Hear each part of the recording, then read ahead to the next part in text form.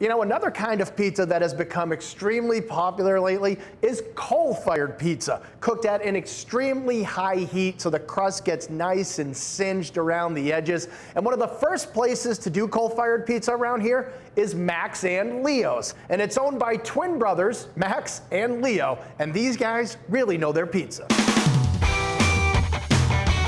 We're a coal-fired pizza place, started 10 years ago in Newton, Massachusetts, and now we have a Sudbury location and a Chelmsford location. It's thin crust, charred pizza. You do have to like your food cooked well done. If you're looking for a style of pizza that isn't quite charred or crispy, then this might not be for you, but for the most part, the people come here know what to expect now since we've been around for so long. I'll tell you right now, Max and Leo make some of my all-time favorite pizzas anywhere in New England, because here's the thing, you look at these pizzas and they are just an absolute thing of beauty. Each one is a masterpiece. The crust around the edges has that nice, dark, singe spots. Almost burnt, but it's not burnt. It's what they call leoparding in the business. Just has that kind of little dots, lumpy, bumpy spots where you're getting that extra hint of flavor from the coal-fired oven. And because it's cooked at such a high heat, all the toppings get almost like a roasted kind of flavor to them. So the vegetables, the chicken, the meats, the pepperoni, all of it has that little extra burst of flavor. It's a combination of the dough recipe and the oven is really what does it. If you have the right dough recipe, the right bake time, and the right oven, you'll get a great product, but it's hard to put all three together. It's a process. We make all our dough, and then it has a fermentation process, and then we go through the process of stretching it, and we use a very wet dough, so you can't pick it up and throw it around the room. So it's a fairly skilled position to be able to stretch it without putting a hole in it or anything else. Once he stretches it out, he'll throw it over to the topping guy. He'll put all the toppings on it, then he puts it in the oven. He can't look away for a minute. We get a rotation going with the pizzas on a good night where they rotate through. They start on the left and you rotate them around and out, and then it'll hit the cutting station and then out to the customer.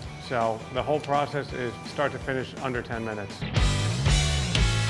So what's my go-to pizza here? It's definitely the Mikey, or other places just might know it as a pepperoni pizza. But this is not just your standard pepperoni pizza. I mean, the crust is amazing, the sauce is amazing, the cheese is perfect, the pepperoni itself, all beef pepperoni, cut a little bit extra thick, has nice and singed around the edges, so it kind of curls up and cups up and gets a little burnt around the edges, so you get a nice little hint of crispiness to it, and spiciness, and beefiness, and this is pepperoni perfected. The all beef pepperoni we have is truly amazing. There's been quite a few people ask the type of pepperoni we use, but we keep it an in-house secret. Other great pizzas at Max and Leo's include the Dante with meatballs, mozzarella, roasted red peppers, and fresh basil. The buffalo chicken with lots of oven-roasted chicken, homemade buffalo sauce, and blue cheese crumbles. And the blue ribbon topped with caramelized onions, smoked Gouda, and some legendary pulled pork. We get our pulled pork from Blue Ribbon out of Newton, famous barbecue spot. 10 years ago when we started, they were nice enough to supply us with all the pulled pork. They still do. We asked him if it was okay to name a pizza after him. He said he needed to try it.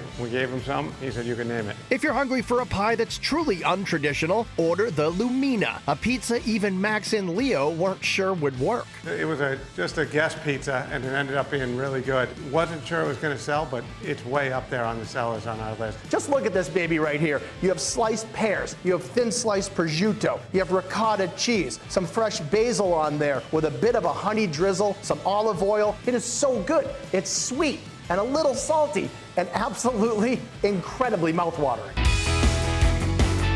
You know, Max and Leo's is really what we call a hidden jewel, and the hidden jewel on the menu here is definitely the appetizers. They are all awesome, especially for a pizzeria. You can get mozzarella sticks. These are made in-house, served with marinara, pesto, and a balsamic glaze, and these things are stretchy and really good. Or how about some nachos? And I mean like a gigantic platter of nachos served on a tray. And by the way, they treat them like they treat a pizza, so you can get any of the pizza toppings on the nachos. We do a coal-fired nacho. Everything in the oven comes out crispy. We house make the nachos. You can pick any pizza topping you want to go on, so we get some super creative people in here making all sorts of insane ideas, but if you come up with it, we'll make it. The #1 seller here for appetizers is the oven-roasted wings. Cooked in the coal fire, so they are very juicy on the inside, very crispy on the outside. I like the lemon rosemary wings, topped with an absolute mound of sweet caramelized onions. They They cook very well in the coal-fired oven. They get a charred crispiness to the skin that's unmatched compared to a normal oven. At the end of the day, I just love this place. It's my kind of spot. It is cool, it is comfortable, it is rustic. The service is always nice. You can sit down at the bar, get a pizza and a nice cold beer. Max and Leo,